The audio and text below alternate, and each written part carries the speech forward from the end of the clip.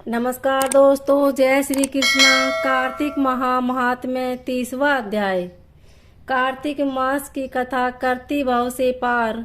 30वां अध्याय। लिखूं हुई हरि कृपा अपार।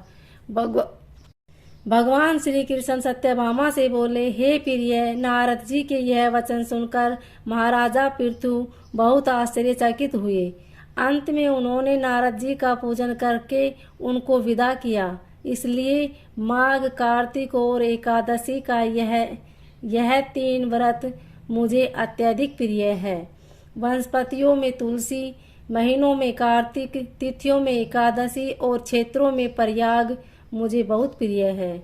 जो मनुष्य इंद्रियों पर विजय प्राप्त कर इसका सेवन करता है, वह मुझे यज्ञ करने वाले मनुष्य से भी अधिक प्रिय है। जो मनुष्य विधि पूर्वक इसकी सेवा करते हैं, मेरी कृपा से उन्हें समस्त पापों से छुटकारा मिल जाता है। भगवान श्री कृष्ण के वचन सुनकर सत्यभामा ने कहा, हे प्रभु, आपने बहुत ही अद्भुत बात कही है कि दूसरों के लिए पुण्य के फल से कलह की मुक्ति हो गई। यह प्रभावशाली कार्तिक मास आपको अधिक प्रिय है, जिससे पतिद्रोह का पाप केवल स्नान के नष्ट हो गया।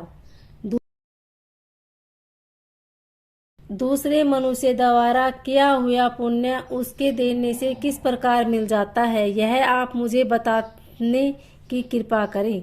श्री कृष्ण भगवान बोले, प्रिय, जिस कर्म द्वारा बिना दिया हुआ पुण्य और पाप मिलता है, उसे ध्यान पूर्वक सुनो। सतयुग में देश, ग्राम तथा कुलों को दिया पुण्य का पाप मिलता था, किंतु कलयुग में केवल कर्ता को ही पाप तथा पुण्य का फल भोगना पड़ता है। संसर्ग न करने पर भी यह व्यवस्था की गई है और संसर्ग से पाप व पुण्य दूसरों को मिलते हैं। उसकी व्यवस्था भी सुनो। पढ़ाना, यज्ञ कराना और एक साथ भोजन कराने से पाप पुण्य का आधा फल मिलता है। एक आसन पर बैठने तथा सवारी पर चढ़ने से, श्वास के आने जाने से पुण्य व पाप का चौथा भाग जीव मात्र को मिलता है। छूने से, भोजन करने से और दूसरों की स्तुति करने से पुण्य और पाप का 6वां भाग मिलता है। दूसरे की निंदा, चुगली और धिक्कार करने से उसका 7वां भाग मिलता है। पुण्य करने वाले मनुष्य की जो कोई सेवा करता है, वह सेवा का भाग लेता है और अपना पुण्य उसे देता है। नौकर और शिष्य के अतिरिक्त जो मनुष्य दूसरे से सेवा करवाकर उसे पैसे नहीं देता, वह सेवक उसके पुण्य का भागी होता है। जो व्यक्ति पंक्ति में बैठे हुए भोजन करने वाले की पत्तल लांघता है, वह उसे जिसकी पत्तल उसने लांघी है अपने पुण्य का 6वां भाग देता है। स्नान तथा ध्यान आदि करते हुए मनुष्य से जो व्यक्ति बातचीत करता है या उसे छूता है, वह अपने पुण्य का 6वां भाग दे डालता है। जो मनुष्य धर्म के कार्य के लिए दूसरों से धन मांगता है, वह पुण्य का भागी होता है। ठीक उसी प्रकार जिस वाला पुण्य का भागी होता है।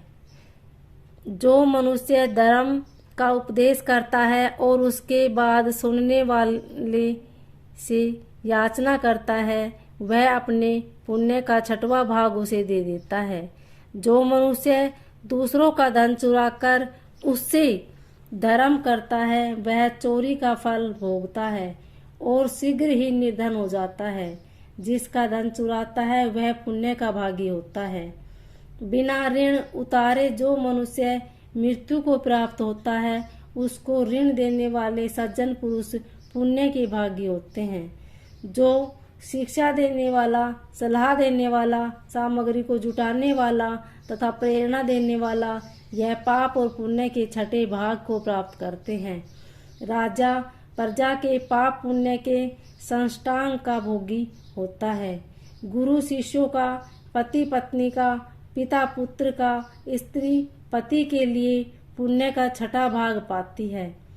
पति को प्रसन्न करने वाली आज्ञाकारी स्त्री पति के लिए पुण्य का आधा भाग ले लेती है। जो पुण्यात्मा पराये लोगों को दान करते हैं वह उनके पुण्य का छठा भाग प्राप्त करते हैं।